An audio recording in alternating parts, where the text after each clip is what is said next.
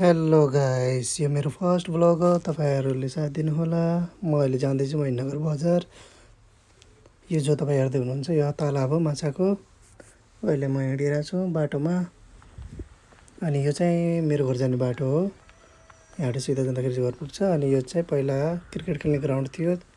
आजभोलि कोही नहुनाले त्यो खाली पडेको छ।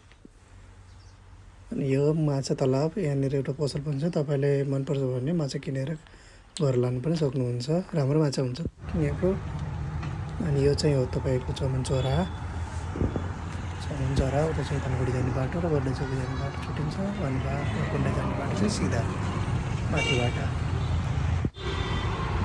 अनि यो चाहिँ हाम्रो उता झुलुङ्गे जाने बाटो बोकेर जाने यो भेटघाट छ उता र उता चाहिँ बजार जाने सरी। अनि यो चाहिँ हाम्रो तपाईँ सबैलाई थाहा छ यो कुन ठाउँमा भनेर भन्नु पर्दैन, तपाईँ गेस गर्नु होला।